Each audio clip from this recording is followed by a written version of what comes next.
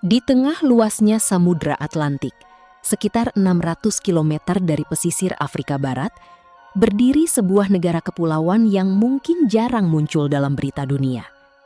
Negara ini tidak memiliki hutan tropis yang luas, tidak memiliki sungai besar, bahkan sebagian besar wilayahnya berupa tanah berbatu yang kering, dengan curah hujan yang sangat sedikit setiap tahunnya. Namun justru dari keterbatasan itulah, lahir salah satu negara paling stabil di Afrika. Inilah Cape Verde, atau secara resmi dikenal sebagai Republik Cabo Verde.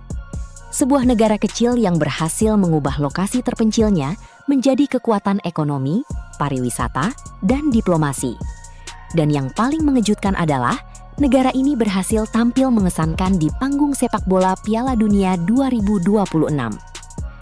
Negara yang pernah menjadi pusat perdagangan budak Atlantik ini kini dikenal sebagai salah satu negara paling demokratis di benua Afrika. Dengan tingkat keamanan tinggi, pemerintahan yang relatif bersih, dan kualitas hidup yang terus meningkat.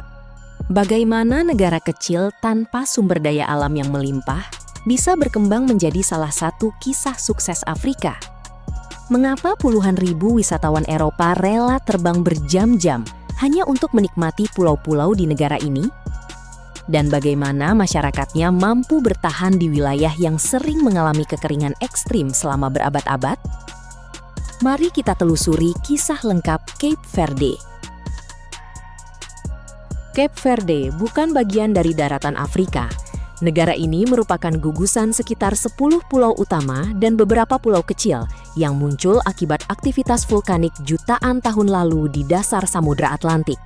Seluruh kepulauan ini terbentuk oleh hotspot vulkanik, mirip dengan proses yang membentuk Kepulauan Hawaii. Luas wilayah daratannya hanya sekitar 4.033 km persegi, menjadikannya salah satu negara terkecil di Afrika. Meskipun kecil, posisi geografis Cape Verde sangat strategis. Letaknya berada tepat di jalur pelayaran antara Eropa, Afrika, dan Amerika Selatan.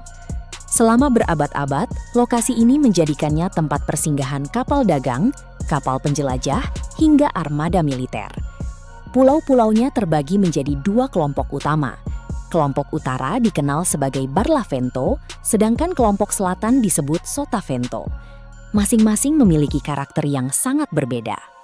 Ada pulau yang dipenuhi pantai berpasir putih, ada pula pulau yang dipenuhi pegunungan curam hasil aktivitas gunung berapi. Pulau terbesar adalah Santiago, tempat berdirinya ibu kota Praia. Sementara Pulau Sal dan Boa Vista terkenal sebagai surga wisata dengan pantai yang membentang puluhan kilometer. Banyak orang mengira nama Cape Verde berasal dari pulau-pulaunya yang hijau. Padahal kenyataannya justru sebaliknya. Nama Cape Verde berasal dari Tanjung Verde di Senegal, Afrika Barat.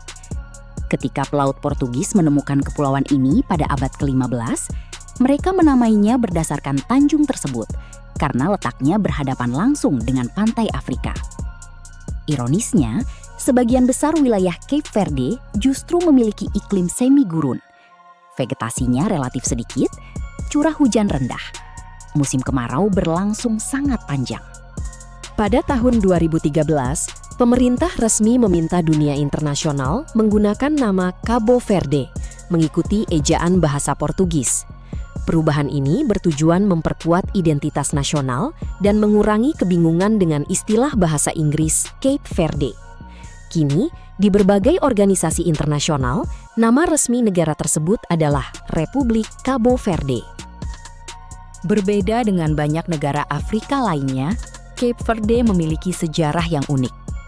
Saat ditemukan oleh penjelajah Portugis sekitar tahun 1456, pulau-pulau ini tidak dihuni manusia. Tidak ada kerajaan, tidak ada suku asli, tidak ada permukiman. Kondisi inilah yang membuat Portugis segera menjadikan Cape Verde sebagai koloni penting. Mereka membangun kota pertama di Pulau Santiago. Tak lama kemudian berdirilah Cidade Velha, yang kini diakui sebagai salah satu situs warisan dunia karena merupakan kota kolonial Eropa pertama di wilayah tropis. Namun, perkembangan kota ini juga membawa sisi kelam. Lokasinya yang strategis menjadikan Cape Verde salah satu pusat perdagangan budak terbesar di Samudra Atlantik. Selama ratusan tahun, jutaan orang Afrika yang ditangkap dari berbagai wilayah dibawa ke Cape Verde sebelum dikirim menuju Amerika. Pelabuhan-pelabuhan di kepulauan ini menjadi titik transit penting dalam perdagangan budak transatlantik. Peristiwa ini meninggalkan jejak budaya yang masih terasa hingga sekarang. Perpaduan budaya Afrika dan Portugis melahirkan masyarakat dengan identitas yang benar-benar unik. Selama lebih dari 5 abad, Cape Verde berada di bawah kekuasaan Portugis. Namun memasuki abad ke-20, semangat kemerdekaan mulai tumbuh. Perjuangan mereka dipimpin oleh tokoh terkenal bernama Amilcar Cabral. Meski lebih banyak berjuang di Guinea-Bissau, gagasan Cabral tentang persatuan dan pembebasan kolonial menjadi inspirasi besar bagi rakyat Cape Verde. Setelah revolusi anyelir di Portugal pada tahun 1974 yang mengakhiri rezim diktator, proses dekolonisasi berlangsung lebih cepat. Pada tanggal 5 Juli 1975, Cape Verde resmi meraih kemerdekaannya. Awalnya negara ini memiliki hubungan politik yang sangat erat dengan Guinea-Bissau. Bahkan sempat direncanakan kedua negara akan bersatu. Namun rencana tersebut akhirnya dibatalkan setelah terjadi perubahan politik di Guinea-Bissau. Sejak awal 1990-an, Cape Verde mulai menerapkan sistem multipartai. Pemilu berlangsung secara damai. Pergantian pemerintahan dilakukan melalui proses demokrasi. Hingga kini, negara ini sering masuk dalam daftar negara dengan tingkat demokrasi terbaik di Afrika. Korupsi relatif lebih rendah dibanding banyak negara lain di kawasan. Kebebasan pers juga tergolong baik. Stabilitas politik inilah yang kemudian menjadi fondasi bagi pertumbuhan ekonomi dan meningkatnya kepercayaan investor asing.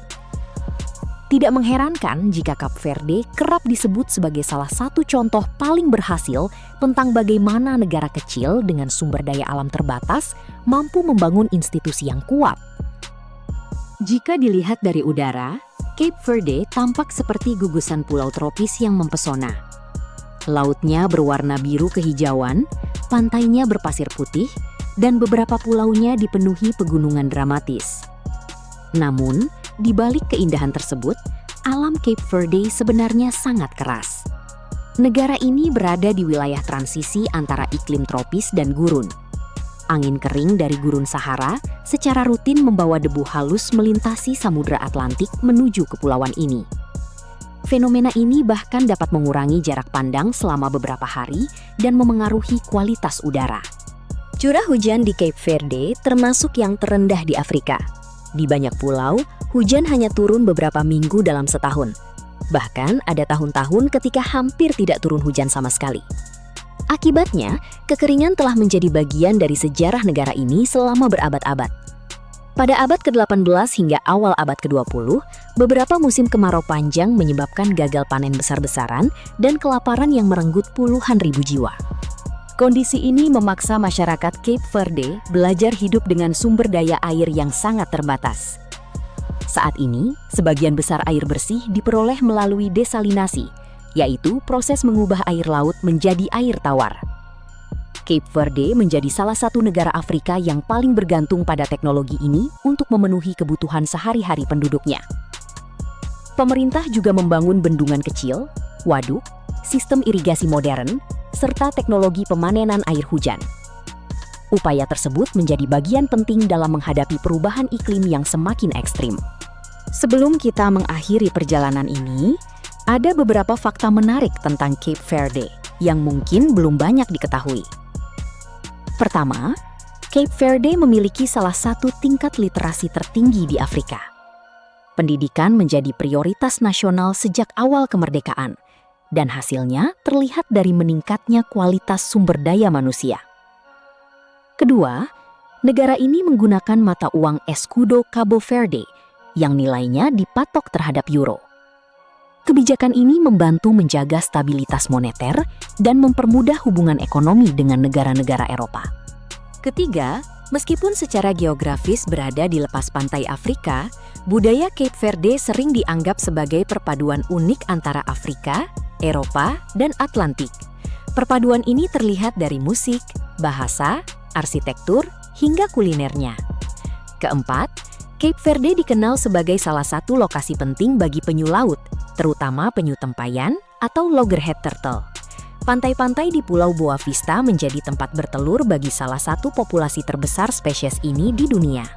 Program konservasi yang melibatkan masyarakat lokal membantu melindungi penyu dari perburuan dan menjaga keberlangsungan habitatnya.